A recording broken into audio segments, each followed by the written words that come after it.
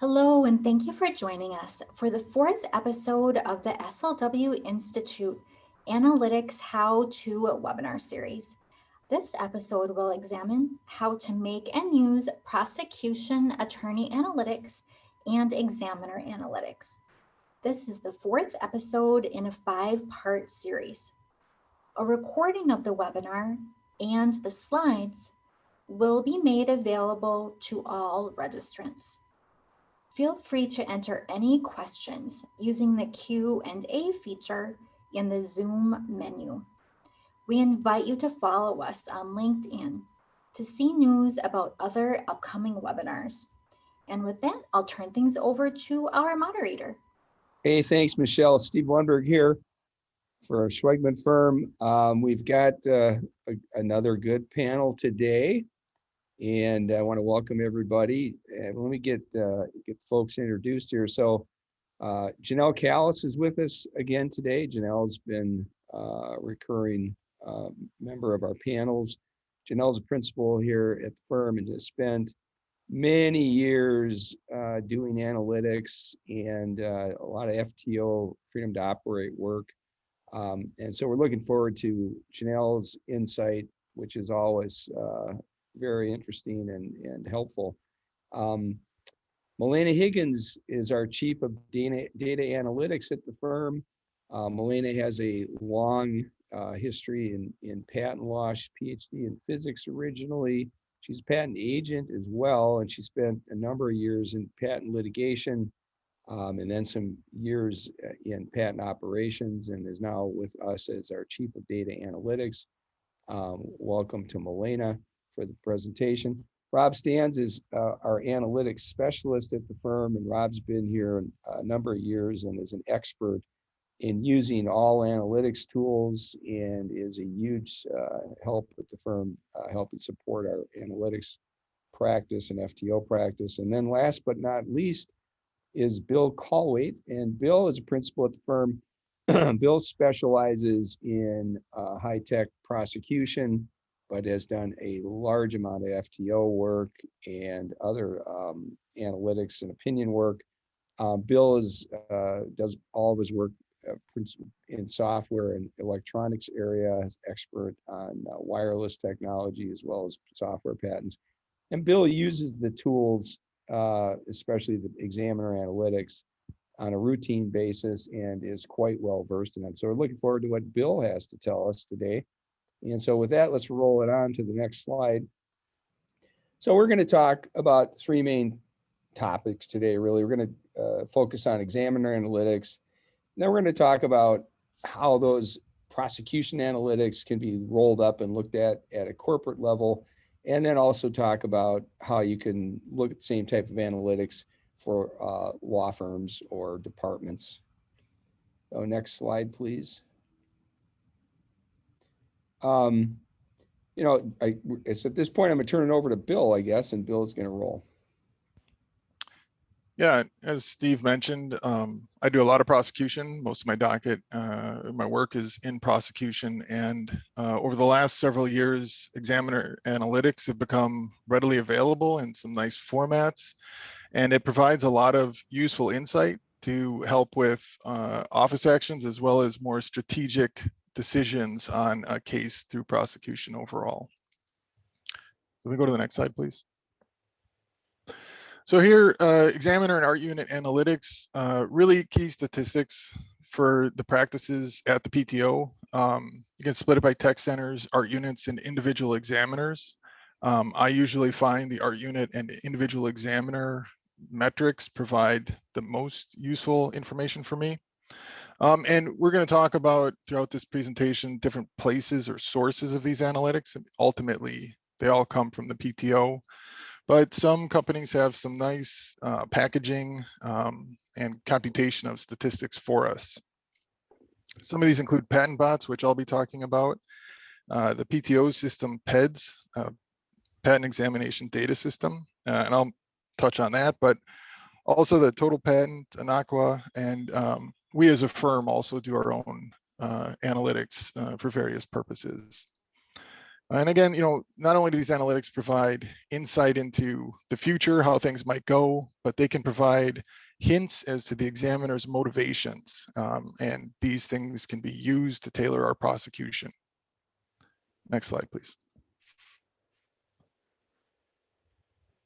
So I'm going to go through PatentBots as an example of analytics that are available. It's a very nice interface, easy to use, and it's got information that I find helpful. In the dashboard, so I picked an examiner here who was on a list of hard examiners publicly, but in order to when you get into the information, PatentBots has got some nice demographic information here on the left, including how long they've been with the patent office and their level of education. The nice thing about level of education, I've found that examiners who have law degrees tend to have a different flavor of examination than examiners who don't. Often, if you see degree says professional in this information, then they have a law degree. But I might look them up on LinkedIn to verify, to see what their experiences are in the workforce, and then how long they've been there. And I use this in order to try and tailor my arguments. Usually the longer that people have been there, the more brief you are, more to the point. The newer people, more explanation tends to help. How firm you are with positions, how much you're walking through the material, how much you're looking for the one thing that's different. That all can really vary, and often based on their level of education and years of service, but I find that helpful. On the right, we see their grant rate difficulty rating. This is it from PatentBots. This is overall from the patent office, this examiner being extremely hard. And this is an example of a metric that is informative, but maybe not the end all be all. And we'll talk a little bit about objective metrics versus comparative metrics from statistics, because sometimes what's being measured isn't necessarily the end all be all, but it's a point you can use to compare one person to another. And here, this is, a little more, the objectivity of this is true. They're hard to get it allowed, but we'll see in the next slide. We can compare this with other examiners in their art unit. And this I find to be a little more helpful. You see on the right here, this examiner's got a 2% allowance rate versus the art unit generally having an 8% allowance rate. And we all know some art units are very difficult, but if we have a difficult examiner and a difficult art unit, we know we're in for something extra special with this examiner. PatentBots on the left here has a nice grant rate timeline. Normally where this becomes helpful, not on examiners like this that are very difficult, but examiners that have relatively high allowance rates. So sometimes you'll see a spike after the first RCE. And this provides strategic information to let your clients know that you're likely to get an allowance, even if the first rejection in the response to final was relatively harsh with an RCE, usually an interview and an RCE. But, and this can help you know what the future is to give your clients more information. So, this is the sort of information that is good for strategic planning with the client as opposed to a response on any given office action. Next slide, please. So they have several tabs in the PatentBots interface. There's interview benefit, recent dispositions, appeal statistics, and appeal history. Interview benefit is interesting. One of the things that's hard with stats that are computed is to know where they get these stats from. Here, PatentBots is representing that they're applicant requested interviews, but it's not entirely clear how they come up with that number. Again, I find comparative statistics here, especially on an examiner like this, are more important than objective statistics. This examiner showing that they've allowed 0 cases without an interview. However, what this doesn't tell you is if the interview immediately preceded the allowance or if it was just a byproduct of a long prosecution occurred somewhere.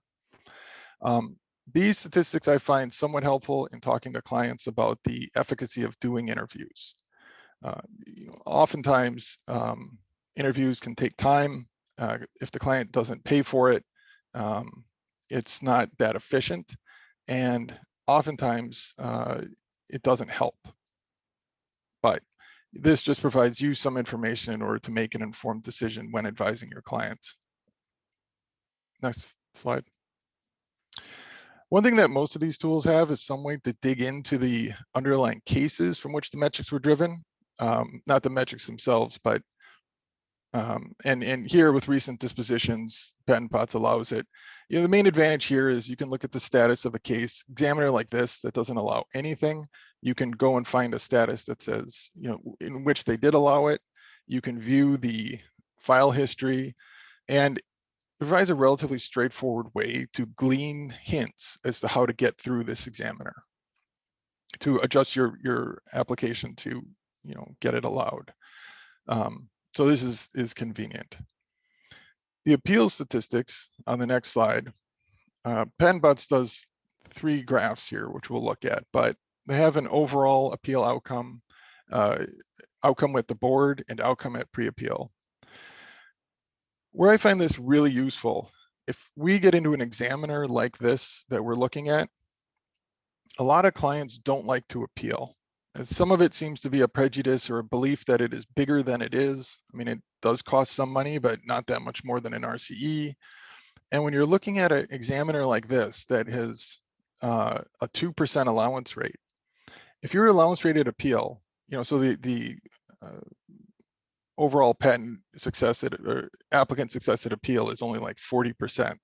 And with this examiner, you're looking at, less than that even, the average, which is something like 30%. And you say, well, it's not a very good chance. And yet it is, some 15 times better than continuing prosecution with this examiner. These strongly suggest in a case, if you're arguing with this examiner, don't really fight with the examiner during prosecution. You can see if you can, move your claims towards appeal in light of the original search that the examiner provided, because in all likelihood, the only way you're going to move this case forward is through appeal. And this helps center people who become overly confident in their ability to get a case through any examiner to understand that, you may be special, but really nobody is succeeding with this person. You might need to rethink your own motivations and position with regard to this examiner.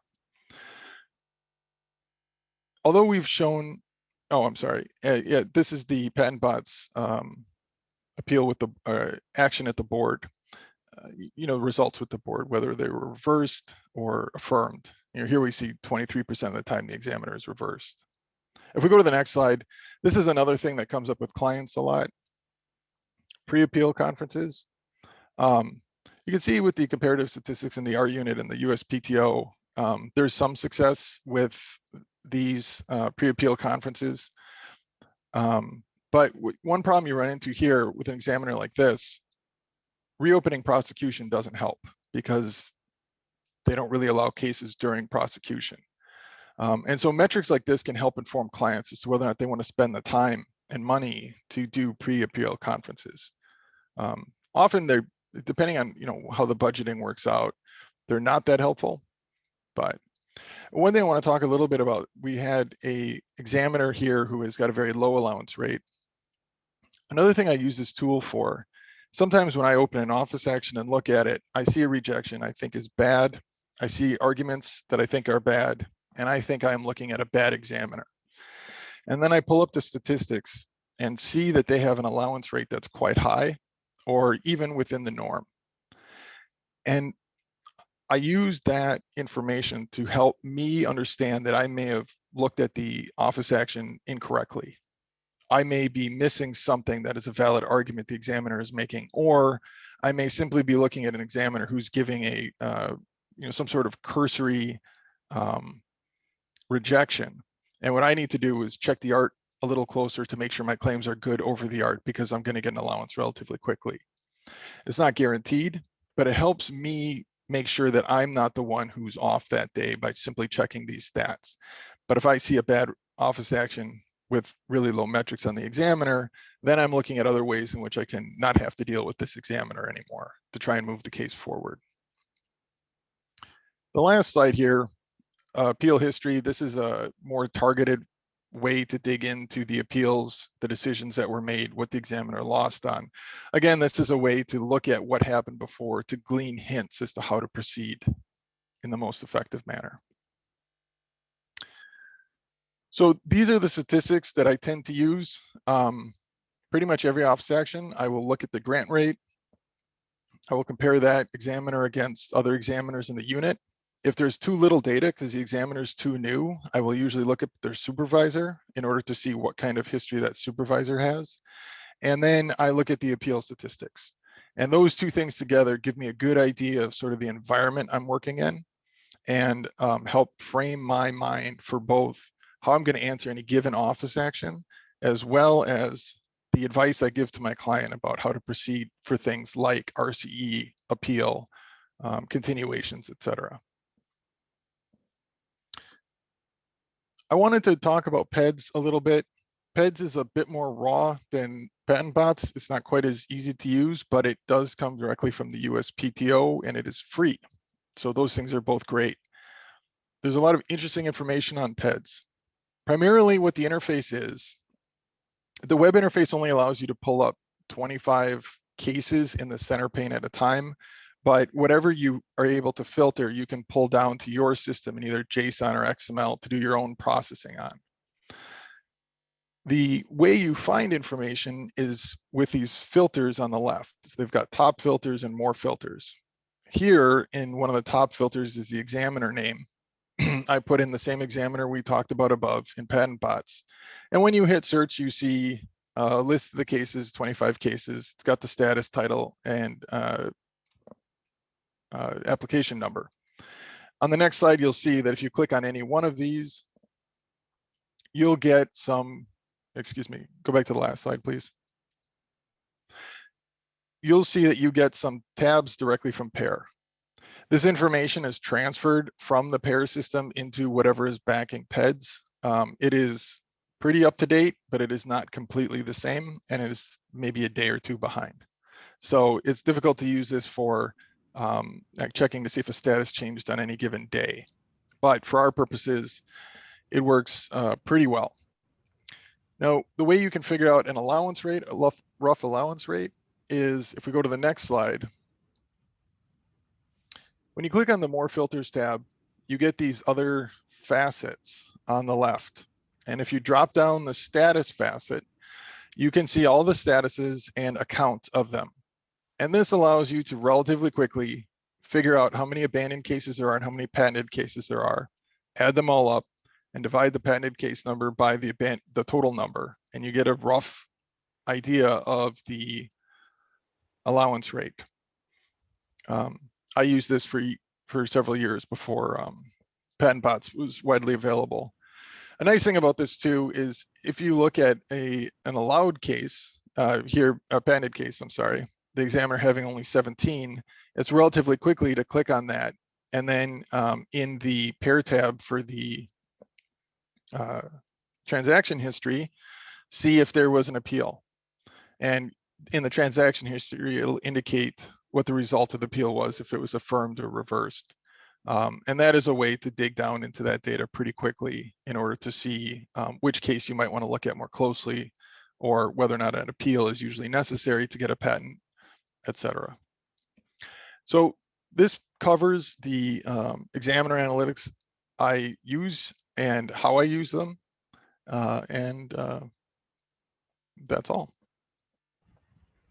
Thanks, Bill. Do any of the panelists, Janelle, do you have any comments on that at all, or? No, I thought that was a great presentation, very comprehensive, and extremely useful, especially in decisions that attorneys can make regarding filing RCEs versus appeals. Looking at the examiner data is really the only way to go. So with that, we're going to transition to taking up a couple of the last couple topics here, which are looking at prosecution analytics for attorneys slash corporations or departments or essentially law firms. So you can use the same type of analytics to analyze attorney efficiency, or I wouldn't call it efficiency, but attorney stats. And you can do it on an individual attorney level. You could do it on a portfolio level. You could do it on a entire, patent owner level, from client perspective, from a law firm. And there are some certain things that you can glean from these stats. So go to the next slide.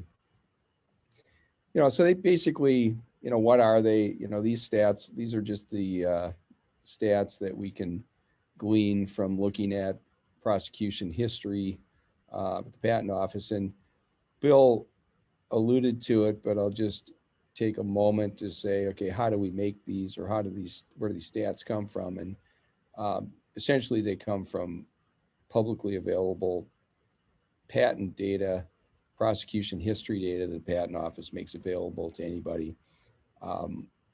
We've talked about some of the vendors. We do our own also internally. We have our own proprietary stats, but most of these stats all basically generate the same information. So let's go to the next slide. So, why would you look at maybe at the law firm level, or you might look at the attorney level? You can get some insights, perhaps into, which attorneys, law firms, companies seem to be the most effective at getting their patents through the patent office. You can compare companies or attorneys. You can identify areas for elimination of unproductive strategies, or maybe certain, maybe you're filing too many extensions if you're still paying for those as a corporation, and just kind of look at approaches you're taking. Now, having said that, I think it's very difficult in general to get many times, because of limitations in how these stats are assembled, to get a lot of really super meaningful information out of these stats, other than outliers or real standout stats. So let's move to the next slide. So, process and cost, essentially, these are very cheap stats to get your hands on. A lot of the systems will generate them. We're going to talk about a couple of different systems that do them. You can do them yourself if you are inclined to collect the data and put together the software to do the analysis. But if you want to look at, let's say you're a client and or a corporation, you want to compare your law firms, there are systems that will generate these comparative analytics, and you can take a look at them. Or maybe you want to compare maybe different, internally, you might have different portfolio managers, and you might look at, how they are performing relative to one another relative to these stats. But again, a lot of skepticism about what you can really rely on from the stats. So let's go to the next slide. We'll talk a little bit. So we're going to have this slide explained by Robbie today, Stans. But before he does that, just talk a little bit about the difficulty with the stats. And when you're looking at a company level, there are so many variables that are outside the control of the attorneys, that include, what art unit you're in, what your basic, tolerances for filing of continuations, what your essentially extensions, whether you'll pay for them or not. There's a lot of policies which will essentially influence the way cases are prosecuted, so that they could become more determinative of what your stats look like than the actual performance of the attorneys that are involved. So you start with the fact that there's so many variables that you can't really compare at a high level. I think at best, if you can have like two cohorts of cases that are almost identical in terms of their art units and the type of cases they are and difficulties, maybe you could start to see differences that were statistically significant. But with that, I'll turn it over to Robbie to kind of walk through what you can see. And there are some interesting things to be found in these stats. Thanks, Steve. Yeah, so here we are displaying a few screenshots of portfolio-based prosecution analytics, and these are provided by Claim IP, which is an Inaqua-based company. A lot of what we are going through here is similar to what Bill presented, but just in a different way. And this data is not limited to just examiner-specific statistics. It can be viewed as any patent subset, as Steve was talking through. But it can include company-wide or limited to tech area, CPC, law firm-based, or it can obviously include examiner-based statistics as well. This data is also limited to US prosecution data only. So we'll just kind of go through the charts here. And the first charts are examples of data provided. So you can see it gives you the user a breakdown of this portfolio status and also by filing year. And then within that filing year, you can see where the status is for all the cases filed in a specific year.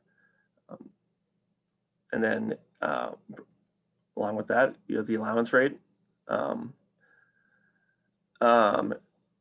Sorry about that. And then you can see from the office actions to allowance graphic, the majority of the applications in this portfolio have been allowed within 0 to 1 office actions. You can also see that for these cases that do go abandoned, the decision is usually made between the 2nd and 3rd office actions. You can also get a grasp of where the allowances are happening, just based on, so if you wanted to break down like a law firm, how law firms are doing, you would just pull up each of these statistics and then compare head to head. And obviously, Steve talked through that this is not going to give you an answer, but it at least gets you asking the question of why. And there's, next slide, please. So Robbie, let me interject here Yeah, just a comment.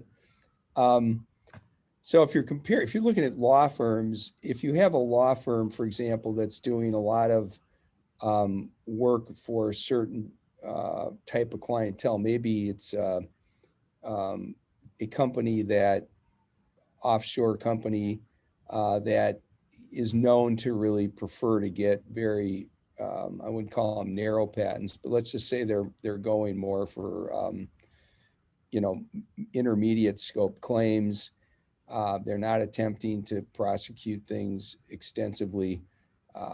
They're in an art area, or they're in art areas that are mature.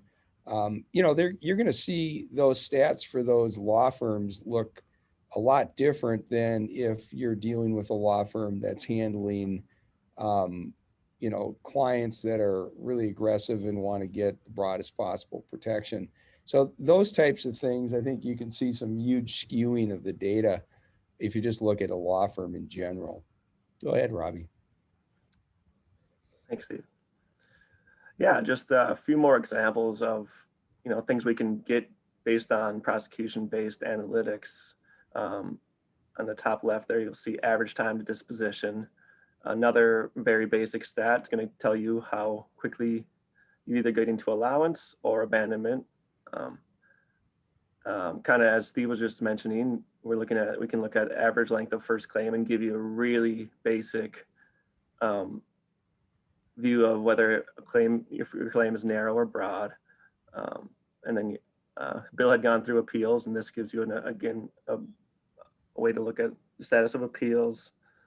If you're interested in 101 data, it gives you a nice snapshot of matters that have faced 101 rejections, and then again 102 or 103 rejections to the right of that. And then lastly, RCEs to whatever disposition the application is. And when you're on this site, it's nice because you can dig in, as kind of Bill was talking about, you can dig in to say which of the 40 cases that faced 101 were allowed, and kind of get information from there as to why these ones were allowed and others were abandoned.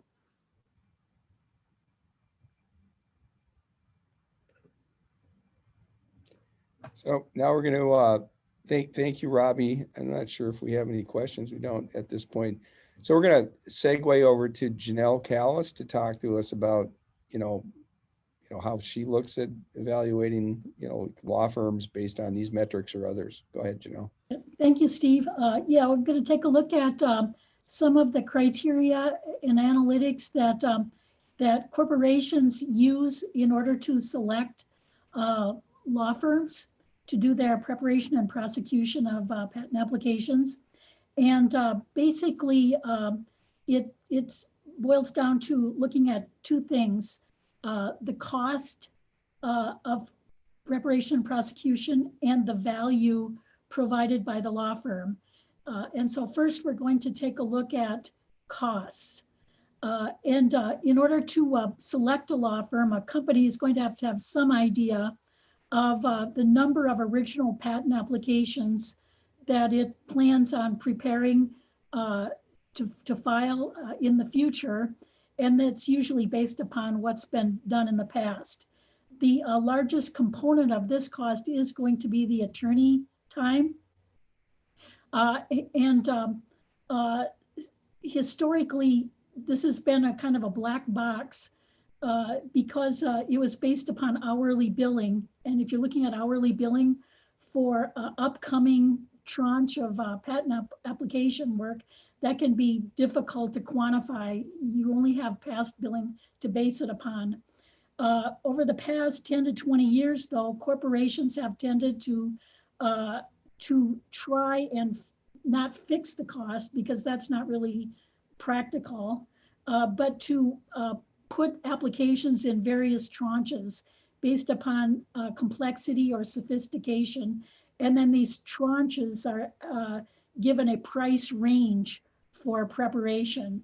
And that can provide some idea of the future costs of patent preparation. The other group of patent applications are those where the original application has been filed, and then the next stage is either to go the PCT route or national stage. And corporations can use their existing docket to determine what cases are going to have to go PCT and which are going to go national stage. The bulk of costs in this area are the costs of the patent offices involved, sometimes foreign associate costs and paralegal costs, which can be more fixed and easier to determine than an attorney fee for drafting. The second area of cost is patent prosecution. And as Bill mentioned, this includes appeals, interviews, preparation of amendments, and RCEs. And as Bill also mentioned, whether to go the RCE route or the appeal route, or even to provide interviews, really depends upon the examiner in terms of determining a likelihood of success. And so this is going to be a greater estimate. Amendment fees have largely been turned into fixed fees, I think, across the board. There may be exceptions to this, again, for very complex cases, but within this group of prosecution activities, the amendment charges, I think, are generally fixed.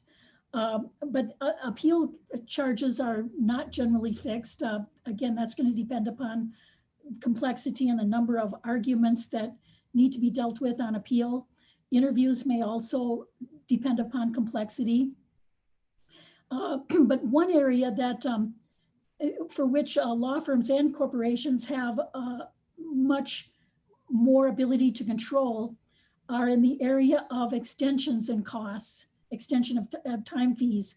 And this is really, these fees can be reduced with the cooperation of the law firm and the corporation. It's important for corporations to provide instructions that give the law firm enough time to comply with their instructions. And then law firms need to have good docketing systems in order to get filings completed before extension of time fees are incurred. But controlling these costs, this extension of time costs, can be very significant in impacting and if not reducing the overall budget, at least freeing up money from paying extension of time costs to providing more detailed amendments, allowing for more filings, and actually providing more constructive preparation and prosecution. Next slide.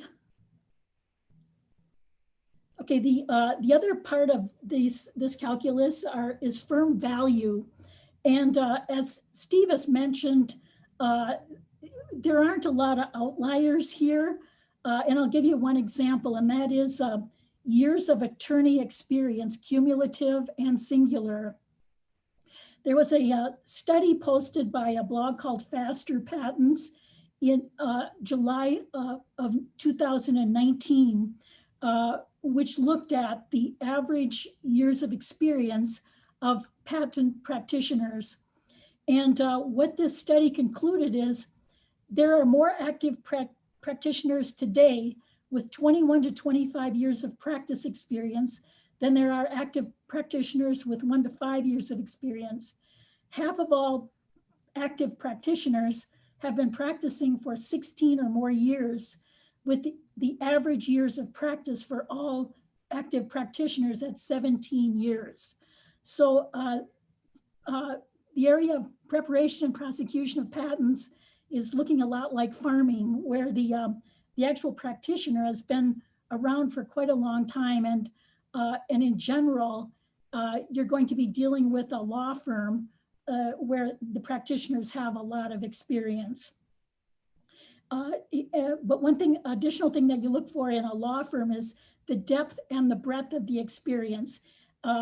It is extremely useful to have attorneys that have a range of experience within the particular technology area in which a corporation is dealing.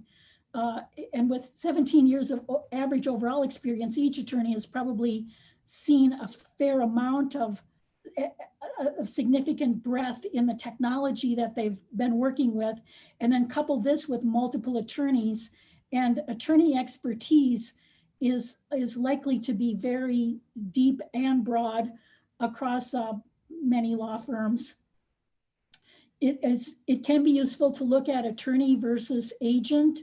I think it is, you see more agents in law firms which focus on prosecution, especially incoming prosecution from foreign companies,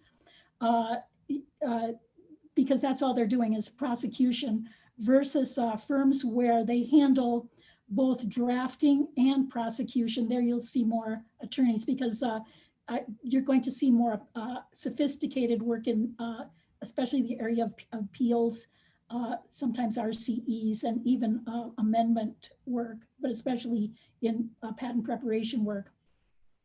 It can be useful to look at the average number of office actions and expected allowance rate, but caution is useful here. As mentioned by Robbie and by Bill, it really is art group dependent. There are certain art groups, especially in some of the software art groups, where the allowance rate historically has been horrible. And you can't really compare the experiences in that technology area with a mechanical area, for instance, where the allowance rate is much higher, and it is faster to get patent applications allowed within those art groups. So you have to look at allowance rates within the context of the art area. Law firm allowance rates really need to be compared to examiner allowance rates. Patent Bots has provided some data with respect to allowance rates across some tech centers. For instance, in biotech and organic chemistry, they have posted, that's our technology center 1600. They have posted an allowance rate over the past 3 years of 58%. And for semiconductors in TC 2800, an allowance rate of 80%. So a law firm rate dealing in these areas could be compared to these two tech center rates in order to get a reasonable idea of expected allowance rate by the law firm. Another thing to look at is independent claims lost from publication to issuance. This one this one kind of goes to the law firm philosophy, or sometimes the individual attorney philosophy, and that is whether the attorney or law firm's practice is to initially claim broad and then narrow as needed, so that you're not giving up scope when you file the application. However, there are clients that would prefer to get a notice of allowance as soon as possible. And for these types of clients, it probably makes more sense to come closer to drafting what are called picture claims, which are claims with a fair amount of limitations, but claims which are likely to be allowed quickly after filing. So whether the law firm is able to comply with that would be kind of determinative of whether they would be a suitable law firm to work with a particular corporation that insisted upon that. And another index of patent law firm value is forward citations from competitor applications.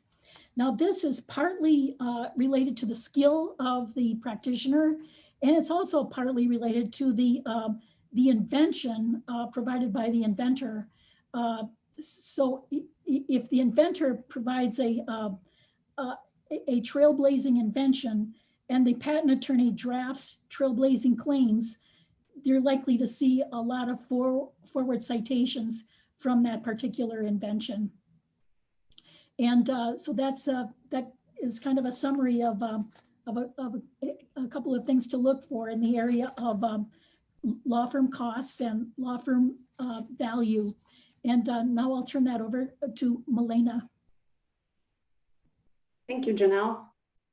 So with this slide, we wanted to show you another tool that's available that you can use to look at whether you're evaluating law firms. Maybe you're a company, legal department looking to hire a new law firm, or you're looking to select. Some companies go through this process of reducing their law firms to a smaller number because they want to consolidate. So this is Harity's Patent 300 dashboard. And it's showing you the top patent firms overview page from that dashboard. And here you can see some of the metrics that Janelle just talked about. So you can see both the volume that each law firm is handling, and we've obscured the law firm names, but you can see each line that is ranked 1 through 24 on this page would be a different firm. So you can see the volume that the firm handles. You can see the average office actions, average RCEs, interview success, appeal statistics, and such, and also the extensions per office action, which contributes to the cost that Janelle just talked about. So this is available. I think some of it is available for free. The page that I'm showing you now is a subscription-based page. The nice thing here is that this, even though I'm showing you kind of a flat view of this, in the dashboard, this is a dynamic page. So if I wanted to look at a particular technology area, a particular art unit, or a particular classification code, I could filter in here on that. And then I would be comparing those firms apples to apples based on that technology area. So that is available if someone wanted to go down that route. You can also, in the upper section where we have all the filters, you can select the time frame, whether you're just looking at this year, which is what's shown here, or a range of years. And that con-div selector allows you to look at the newly filed applications versus continuations or divisionals. So it's nice to have that flexibility to be able to filter based on those factors. Let's go to the next slide, and just that will be kind of circling back to the examiner analytics that Bill talked about in the beginning of the webinar. This is another page from Herity's Patent 300 dashboard that shows you what they have with respect to examiner analytics. So just kind of bringing it full circle, you can similarly see average office actions, average interview success, appeal success rates, and similar metrics. And here I'm showing you all the examiners, but you could select your particular examiner name just the same way that Bill showed us earlier. And same as the previous slide, you can focus on a particular technology area, a particular art unit or tech center or CBC code. So that kind of wraps up our presentation today. I don't know if there are any questions from the audience, but we thank you for attending. And as always, we appreciate everyone listening in today. There appears to be a question here, Milena. So what is the tool from Anaqua that we were showing? Yeah, that was a claim IP, which is made by Anaqua. It is another tool that we use in our analytics group, a claim IP.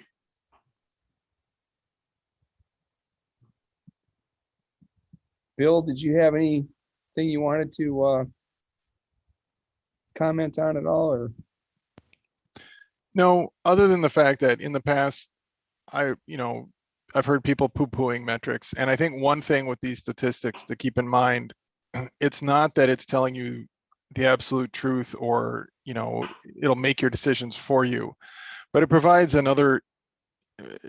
more insight into the environment within which you're working. And I think, as we talked about comparing law firms on the same art units, or even comparing the in-house corporate, if they decide to have a very review-intensive prosecution strategy where they look at every office action and one where they don't over different periods of time, they could actually compare to see whether or not they get fewer extensions if they don't review outside counsel as much, and whether or not their outcome is any different. So, comparing these numbers, the numbers themselves might not give you the ultimate truth of the world, but comparing the numbers can be quite useful for vetting your own strategies and behavior. Thanks, Bill. Well, I guess without any further questions today, we'll call it a wrap. And again, thanks everybody for attending. And I'll turn it back over to Michelle to see if you've got any announcements for upcoming programs. Sure. Thank you, Steve. Thank you for joining us, everyone, and thank you to our speakers. And we invite you to join us again for some other upcoming webinars. The last episode of this Analytics How-To webinar series will take place on June 24th at 12 p.m. Central, when we discuss how to make and use blue ocean maps. And another series that's currently taking place is our digital transformation of the legal industry webinar series. And the next episode of that series is coming up on June 10th, when we discuss an SLW digital transformation case study in prosecution.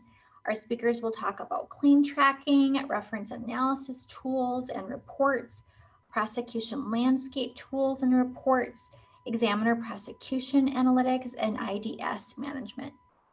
And you can find these registration pages on the SLW Institute on the SLW website. And please keep an eye out for the email invitations as well. Thank you again for joining us, and be well.